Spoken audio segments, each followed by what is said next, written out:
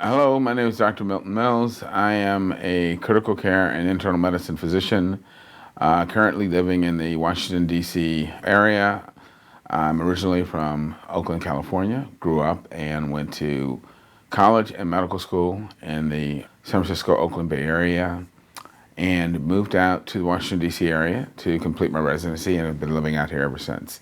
I am a plant-based physician, and I've spent my life helping people understand the need to change our diet and lifestyle so that we can avoid the chronic diseases that tend to afflict people living in Western countries and cause us to suffer from chronic disease and sadly to die prematurely and to suffer from things like dementia and other debilitating illnesses.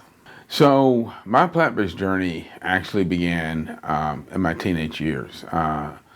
When I was 14, I became a Seventh-day Adventist. I joined the Adventist Church. The Seventh-day Adventist Church encourages, but does not require, its church members to become plant-based because that is God's original diet for us, as outlined in the book of Genesis. When God created Adam and Eve, He told them to be plant-based. In fact, He told them to be vegans. They were to be eating essentially a fruit-based diet. After sin entered the world, He did change their diet.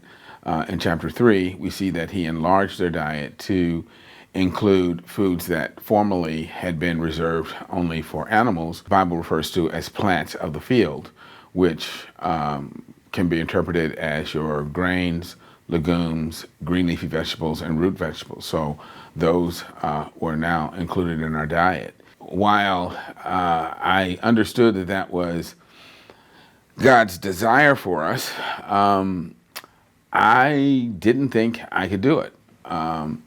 The church does absolutely require that we adhere to the biblical prescriptions against eating unclean animals, such as scavengers and so forth. So I did cut out things like pork, shellfish, and those kinds of animal foods, but I did continue to eat hamburgers, chicken, fish, so forth. But about a year and a half after joining the church, when I was 16, I was struggling with some personal issues that I was finding it difficult to get past. And I was talking with God about it one night. He said to me very clearly, if you want a closer relationship with me, you need a clearer mind. And for that, you need a better diet. You have to stop eating meat. And I remember very clearly, I felt just this frisson of panic at that moment. Like, how can I do this? I don't think I can do it. And so I just said, God, if you want me to stop eating meat, you have to take away the desire for me to eat it. He did. And I stopped. That was a night in September of 1974. And I haven't eaten animal flesh since. Once I stopped eating meat, I very quickly began to feel the difference in my personal health. I had more energy. I required less sleep. I was in my mid-teens, and my acne cleared up, like really clear. That yeah, this is definitely better for me from a health standpoint.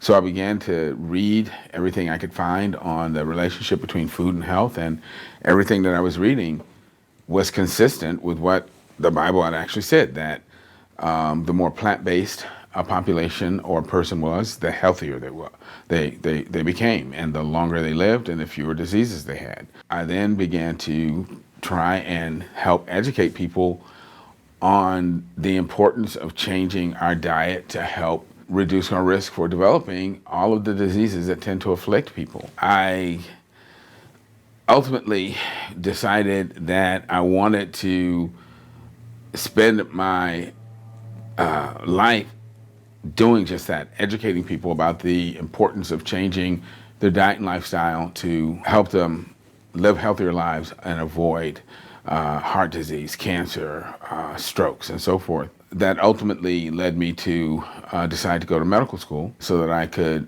have the best understanding of human health and physiology, but also to have the credentials that would allow people to respect what I was telling them when it came to changing their diet and lifestyle. I was fortunate to be accepted into Stanford University School of Medicine.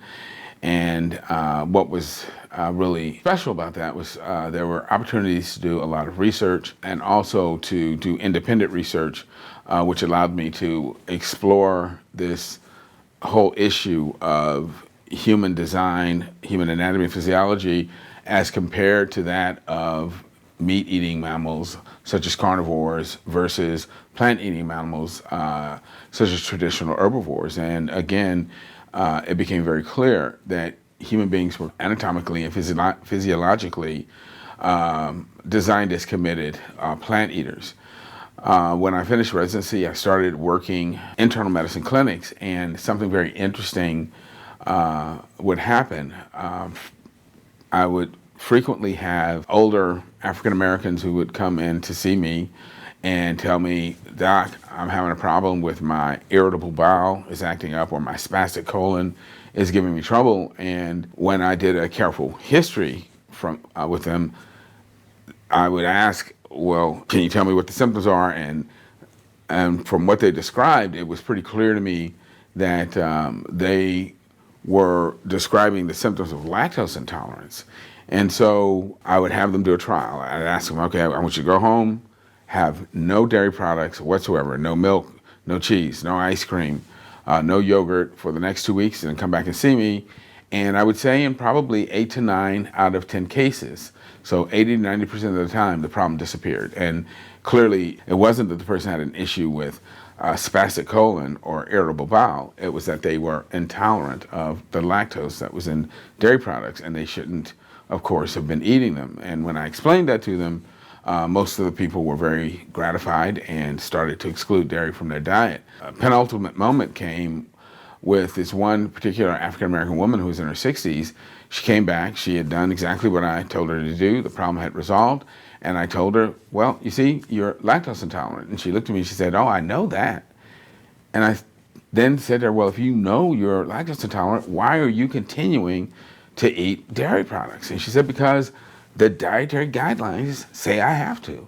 The government says that I have to eat these products if I want to remain healthy and have good bones." And it was at that point I became really angry, because I knew that the government knew that there really was no evidence that dairy products, number one, helped build strong bones or prevent osteoporosis or prevent hip fractures. And number two, the government also understood very well that African American women were genetically protected from getting osteoporosis in the first place. Then went to see Dr. Neil Barnard, who was the head of the Physicians Committee for Responsible Medicine, PCRM, and talked to him about doing a study to look at the racial bias and institutional racism that led to the continued recommendation of the consumption of dairy products, despite the fact that the government knew these products, I refuse to call them foods, were inappropriate for Americans of color. And Dr. Barnard immediately got on board with the project and got behind it and put the resources of PCRM behind it. And out of that effort came a 2-part paper that was published in 1999 in the National Medical Association's journal called Racial Bias in U.S. Food Policy, Parts 1 and Part 2. Part 1 dealing with the issue of lactose intolerance, and then Part 2 taking a broader approach, looking at the inappropriateness of the meat-heavy, dairy-heavy recommendations for, again, people of color, because of the fact that these recommendations tend to promote excess levels of disease and premature death in African Americans and other Americans of color. PCRM was invited to present our paper's findings at the North American Vegetarian Society's annual conference called Vegetarian Summerfest, which was held at the University of Pittsburgh every summer. Dr. Barnard asked me if I would go and represent PCRM, and I was happy to do so. Even though NAVS at the time was called the North American Vegetarian Society, it was actually a vegan organization. Vegetarian Summerfest was actually an entirely vegan event. And so I suddenly found myself immersed in an entirely vegan world. It's an amazing conference where they take over the University of Pittsburgh at Johnstown, bring in their own chef's crew, prepare all the food. You can have every sort of permutation, iteration of vegan food that you can imagine. Raw vegan, cooked vegan, oil-free, gluten-free, you name it, it's there. I really became much more educated about the cruelty that's involved in the production of eggs and dairy, and also the health consequences of consuming eggs and some of the longer term problems associated with dairy in terms of its impact on women's health and pediatric problems. And it was at that point that I transitioned to eliminating those foods from my diet as well. Now, I want to say that I was never a big consumer of eggs or dairy, even before I went officially vegan, because number one, I was profoundly lactose intolerant. So I never drank milk, couldn't eat yogurt. Main dairy consumption would take the form of the occasional use of cheese. But again, that changed after my introduction to the Vegetarian Summerfest, and then again, most of my egg intake was in the form of what people would call invisible eggs, meaning it would be eggs that had been used to make certain prepared foods. But again, all of that changed at around the turn of the millennium. And so from that point forward, I've been essentially plant-based. And that's how my experience has evolved over the years.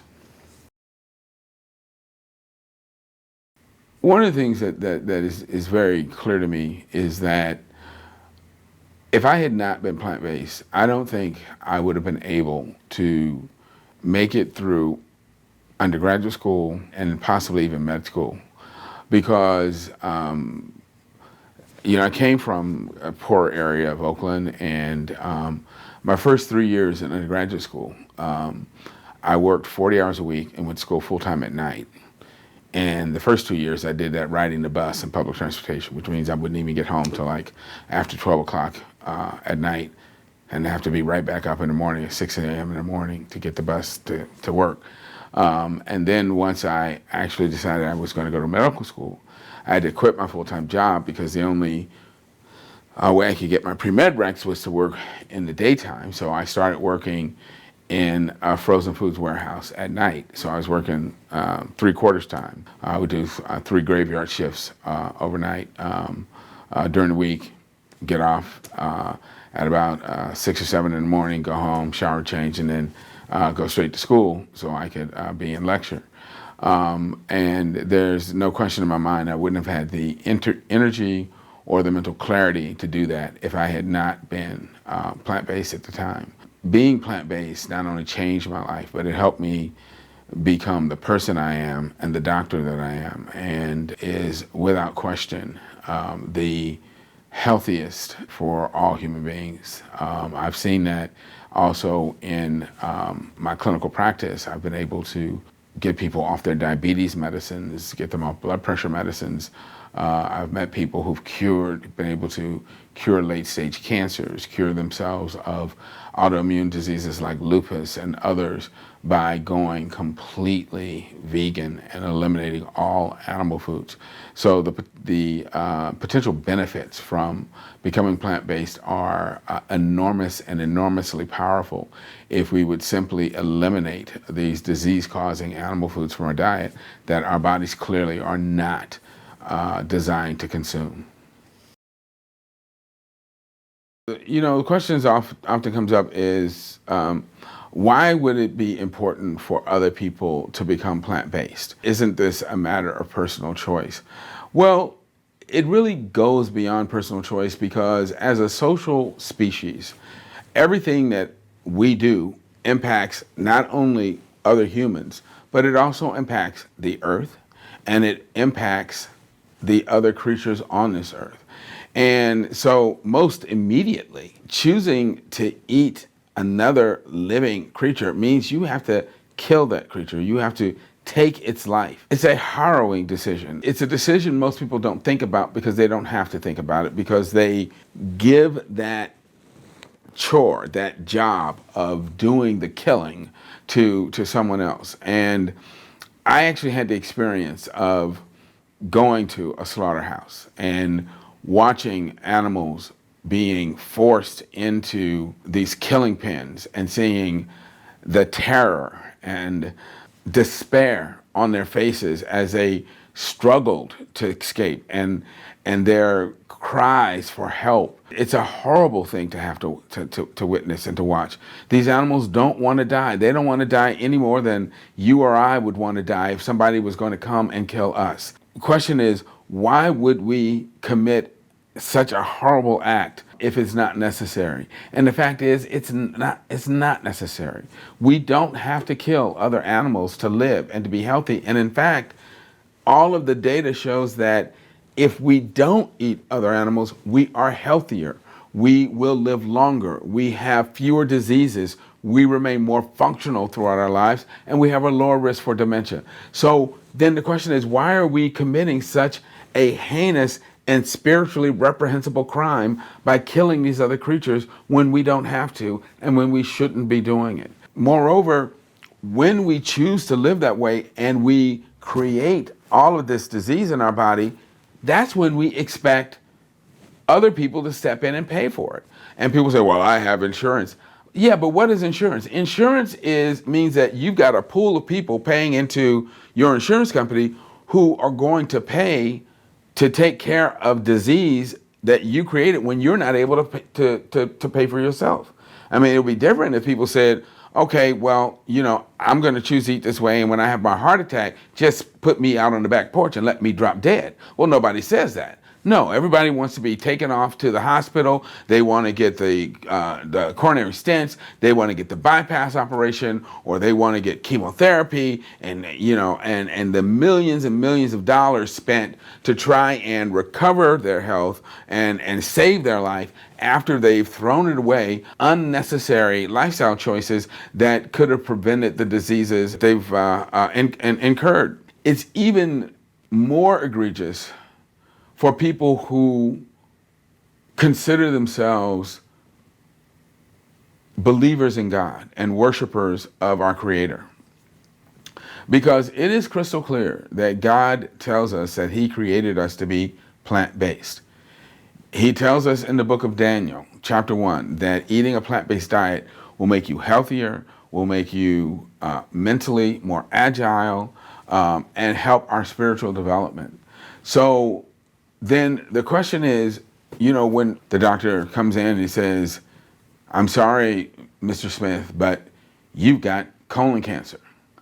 Well, the first thing Mr. Smith says is, oh Lord, why me?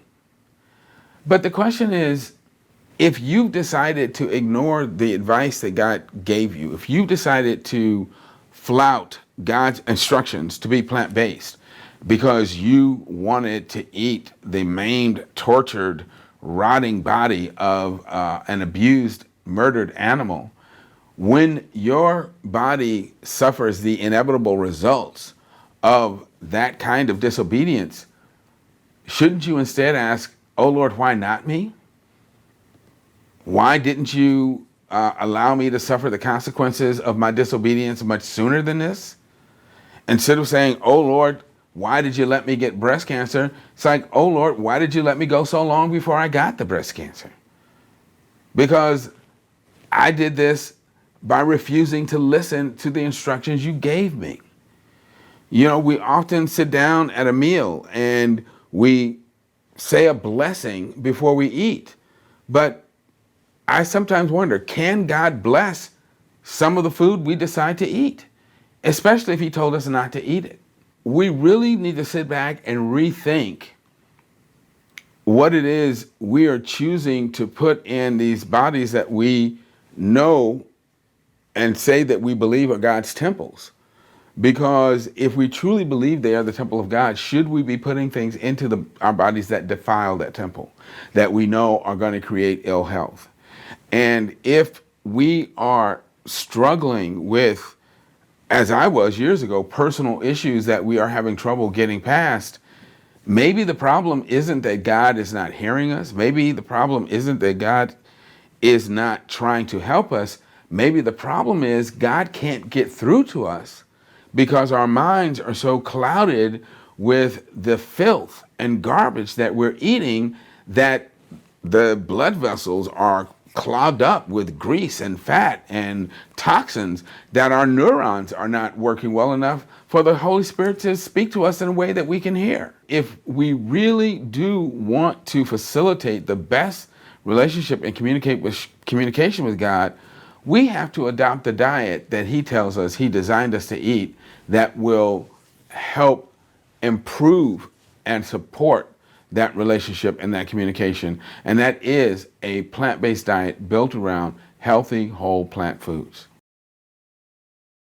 Working with people suffering from, a whole host of problems, from diabetes to heart disease, just the usual problems, high blood pressure, arthritis, you name it. I do encourage my patients to become plant-based because I know that it will help with those problems and that they will feel much better. I remember I met a gentleman who had been actually scheduled for a hip replacement because of severe arthritis in his hip. And he attended a lecture that I did. This is up in Rochester, New York, for a friend of mine who is a plant-based physician up there, Dr. Ted Barnett. And this gentleman decided, you know what, I'm going to try this. I'm going to go plant-based. And within 2 weeks, his pain had decreased, and to the point that he was able to move and to walk so freely that when he went back to see his doctor told him, you don't need this surgery right now. You don't need to have your hip replaced right now because your level of functioning has improved so greatly. What I have found is that for a lot of people, I don't talk to them about changing their diet for the rest of their life, because for a lot of people, that sounds like too high a mountain to climb. So what I suggest is that, look, let's try it for 12 weeks. If after 12 weeks you don't feel any better, your lab results have not improved, and you're no better off than you are right now, then of course, go back to doing what you were doing before. But I know that within that 12-week period, this person is going to be feeling so much better, doing so much better. Their glucose, blood lipids, and other lab work will have improved so significantly that they won't want to go back to the way they used to live. They won't want to feel as sick and debilitated as they had been feeling before. One of the things that I think that people have to anticipate is that once you let people in your life know that you're changing your diet, everybody's going to become a nutrition expert. For instance, when I came home and told my father that I had decided I was going to stop eating meat, he tried to intimidate me out of my decision. He said, well, look, I'm not fixing anything different around here, so if you're going to eat differently, you're on your own. And looking back, I realized that, my father knew nothing about being plant-based, and from his perspective, he probably thought I was doing something that was unwise and unhealthy, and so his response was to try and, shock me out of it. Fortunately, he didn't try to tell me, you can't do that. I guess he thought he would just sort of make it hard for me, and that eventually I would give up on what was, a foolish endeavor. I'm happy to say that didn't happen. Obviously stuck with my dietary choice. And again, I give God the credit for giving me the strength and the will to do that. But I think that people will have to anticipate that the people that, some or even many of the people in their lives may not understand their dietary choices and will try to actively dissuade them from continuing with that choice. Other things challenges that I've run into is when I was a resident. As a resident, we were required to attend noontime lectures. And because we had to be at the lecture, we couldn't go get our own lunch. So the chief residents would have drug reps provide lunch for the residents. Well, when I would come to lunch, it was always crap. It was always meat. So I went and I told the chief residents, I said, look, I don't eat this stuff. If you don't have the reps start to provide non-meat alternatives, I'm not coming to the lecture. And since the chief residents got brownie points on how many of the residents attended lecture, it behooved them to talk to the drug reps to have them provide non-meat alternatives. Well, then what would happen is that when the drug reps would provide the plant-based alternatives, I had to make sure I was at lecture right when it started, because those were the first things that people would eat.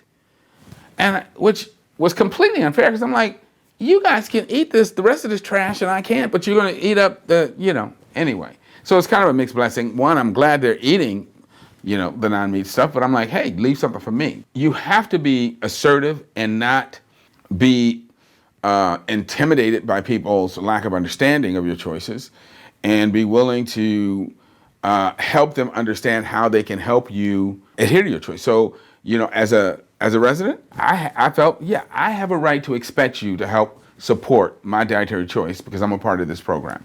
When I finished residency and started attending medical conferences, when a drug company was launching a new drug and they wanted us to come to a conference to learn all about their new drug launch, they would send us these questionnaires to ask if we had any special needs.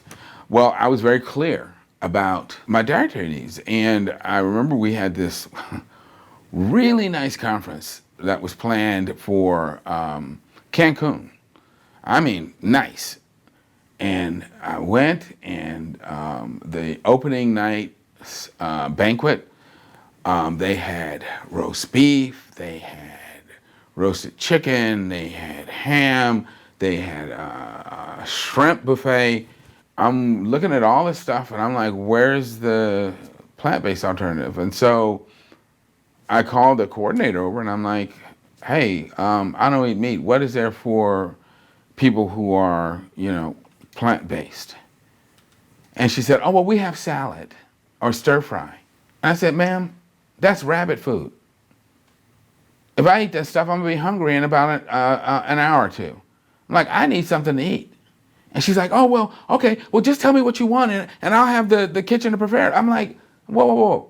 None of the other attendees had to come here with a menu in hand to tell you how to take care of them. I shouldn't either. This is a major hotel. They ought to know how to fix plant-based options. Talk to them and have them come up with something. I'm happy to say that she did exactly that, and for the rest of the conference, they had a great spread for the people who were vegetarian, vegan. But the thing that blew my mind was that after I had this conversation, probably 7 or 8 other attendees came up to me and said, oh, I'm so glad you said something. I was thinking the same thing, but I just didn't want to say anything.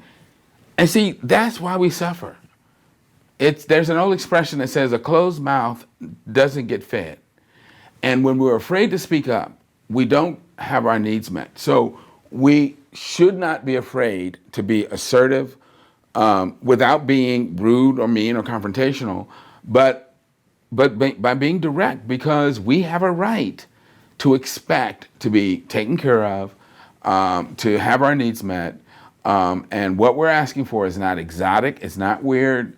Nobody has to go, to the South Seas to pluck some special plant that only grows on one island in the, some coral atoll out there.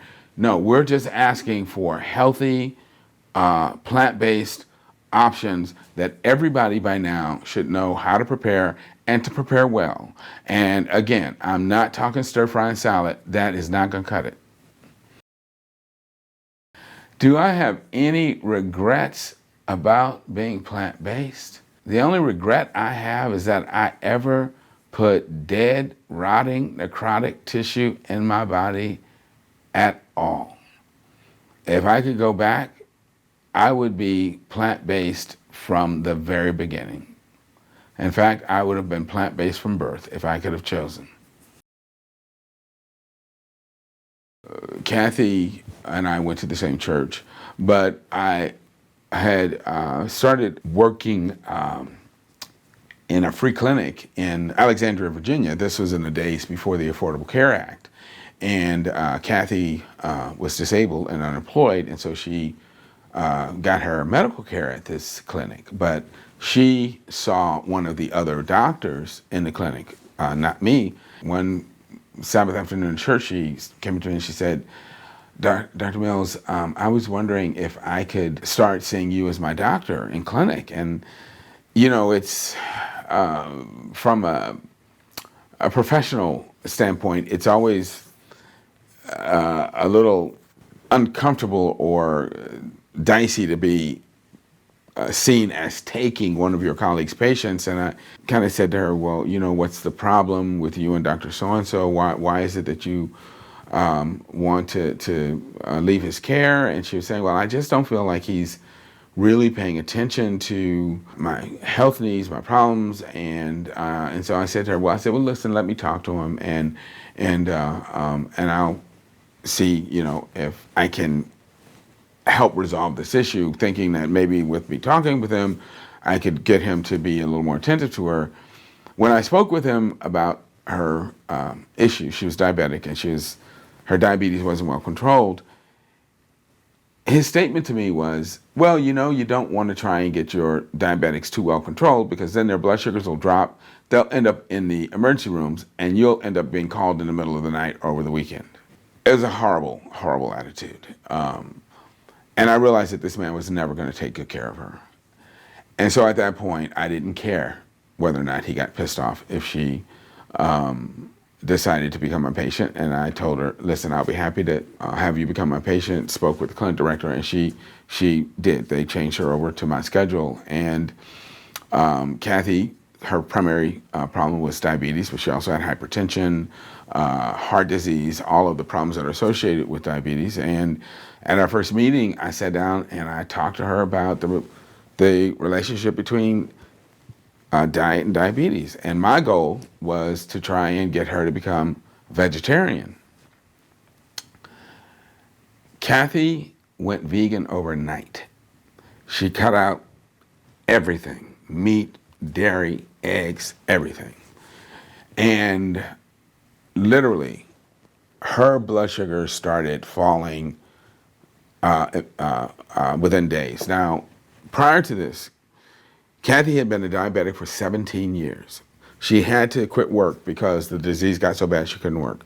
Her blood sugars would average 200 to 300.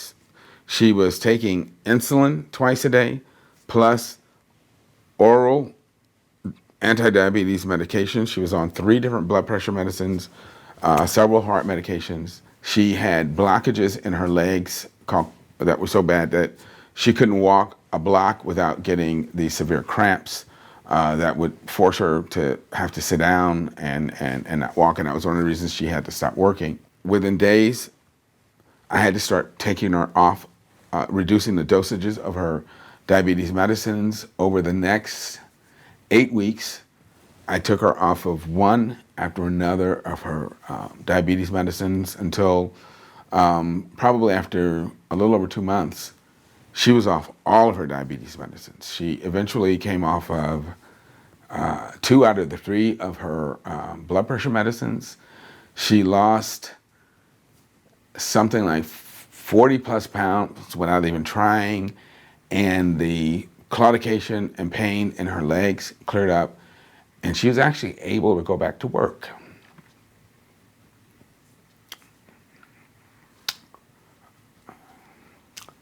And she got her life back. There was another case. We had a Hispanic gentleman who was coming to the same clinic. He had, again, very bad diabetes that was not well controlled. But he was only Spanish speaking, and he had a little booklet in which he kept all of his blood sugars. And I mean, everything, 3 times a day, he was recording these really high blood sugars. When he would come to clinic, we would sit down and we'd discuss cases after patients were seen, and people were saying, well, he's just not compliant. I was saying, well, this does not look like a non-compliant patient. I mean, this guy is doing everything we asked him to do. He's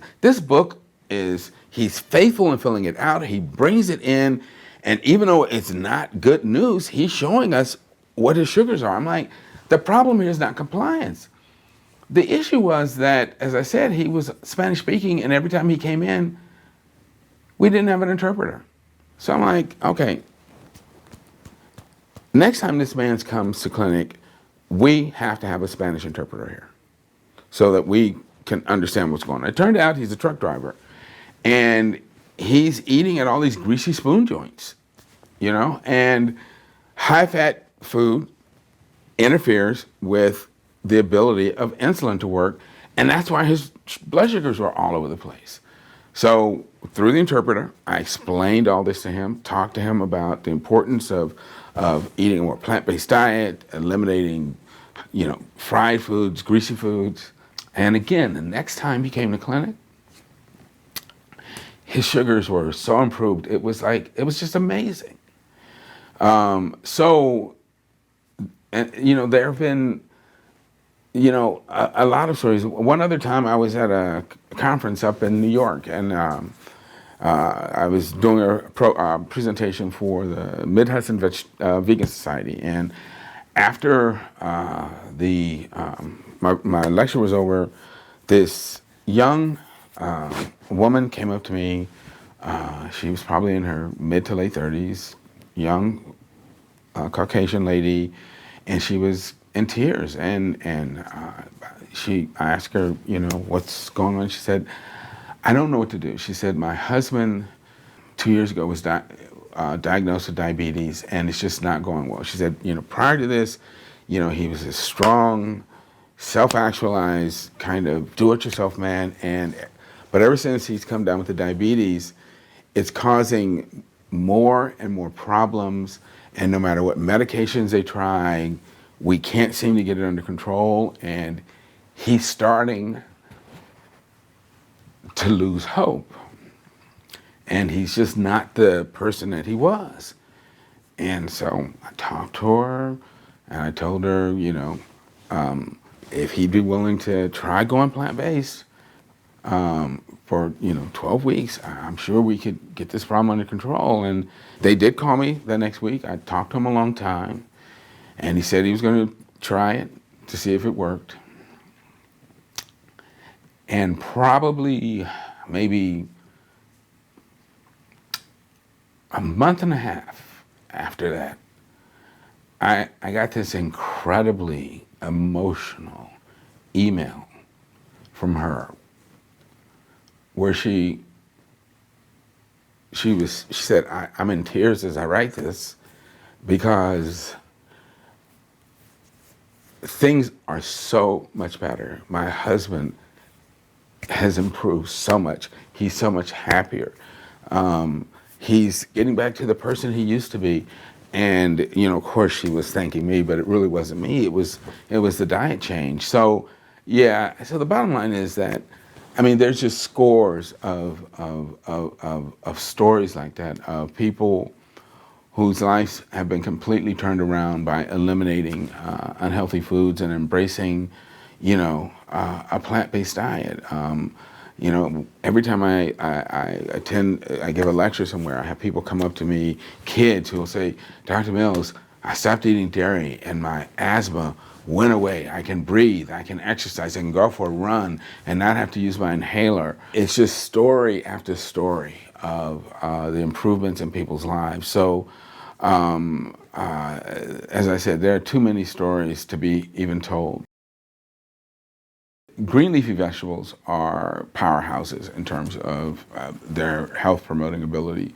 So I try to make sure that I'm getting some form of raw green leafy vegetable in my diet at least 3 times a week. I really like the spring mix that you get in the bag because it has several different kinds of dark green lettuces. I frequently will buy some arugula to mix in with that because I love arugula. I try to include cruciferous vegetables in my diet on a regular basis because, again, they're very potent in terms of their anti-cancer, anti-disease capabilities.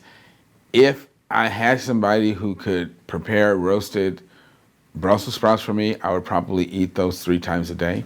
But I do it as often as I can.